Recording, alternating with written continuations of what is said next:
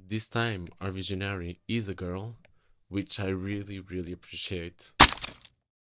Hello, I'm Tiago, and welcome to Sensitive Cycle.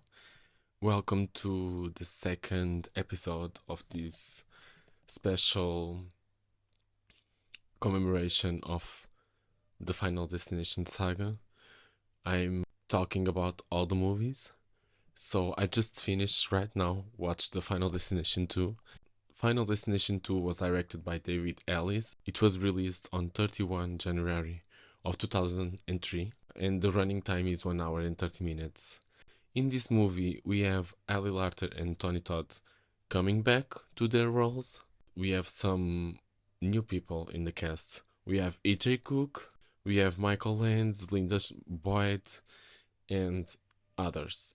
To start, I really love the opening credits of this movie that are foreshadowing death scenes that are about to happen, and it's made in a really funny way. What's different from the first movie? Of course, the accident is different, as in any other Final Destination movie, we have a different accident, and this time the accident is on a big road. Talking about the accident of the time, as I said, it happened in the big road, and I think it's pretty iconic, honestly. Like, uh, all the tension and all the signs before the accident happened. The accident itself is really brutal. It's a place very common to all of us, like the road, the big road. So I think it's very relatable. The logs are a trauma for a generation, definitely.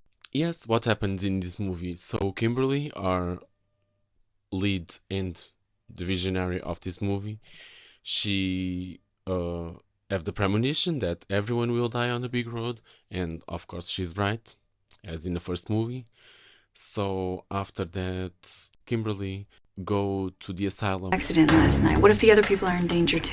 Claire is living there because she's like really afraid to die, so she's in a room, um, all stuffed, all white, like nothing on a room. Yeah, she's going crazy, and I get it. The problems in this movie start here for me because I think it was really disrespectful with our previous visionary that they killed him off camera. I think at least they could did like some flashback, I don't know, anything, but like he died off camera. That was the point when I started get a little bit annoyed.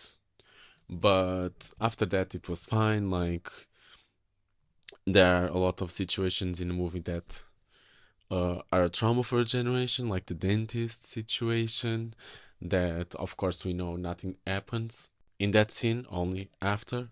But I think it was one of the most scary scenes in the movie, the dentist scene. It was really creepy. The elevator was really traumatic for me the first time I saw it.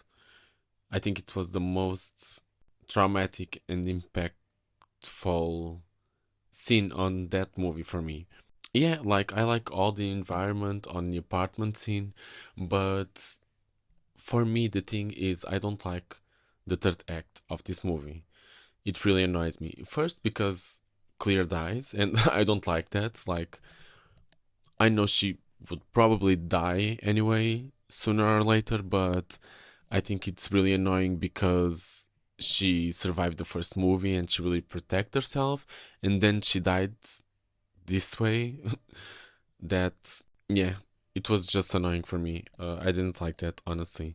And I didn't like the second premonition with the van in the lake and the pregnant lady. I don't like how they construct the story in that way in the end. I know they wanted to elevate it, the concept of the first movie, and they wanted something new and fresh, but I think, for example, the third movie does that in a very best and effective way than this movie does. I don't know if you know, but the director of this movie directed the fourth movie too, and we all know that the fourth movie is the worst of them all. Yeah, I think this director have some problems in this franchise, honestly. I think this movie have some amazing deaths, but in the end, I think it's not that scary as the first movie. I think the first movie is scarier.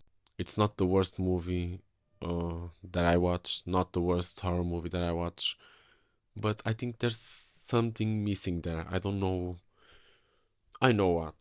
I think the tone could be more scary, and we could have more death scenes. And yes, like I have nothing to say about the visionaries. Sometimes Kimberly can annoy me a little bit, especially in the end. With all that second premonition and the all the theory about the pregnant lady. But I think she's a good character. Like I think this movie starts really good and ends really bad. Yeah, it's an okay Final Destination movie. It's fine. It's not great. It's not amazing, but it's not bad too. Actually, if you want to see more things that I've been watching or my opinion on more movies, you can go to my letterbox and you can follow me there. I will follow you too, because I like to see the opinions of everyone. In the next video, we're gonna talk about one of my favorite movies in the franchise, Final Destination 3. I hope you like it. This little review.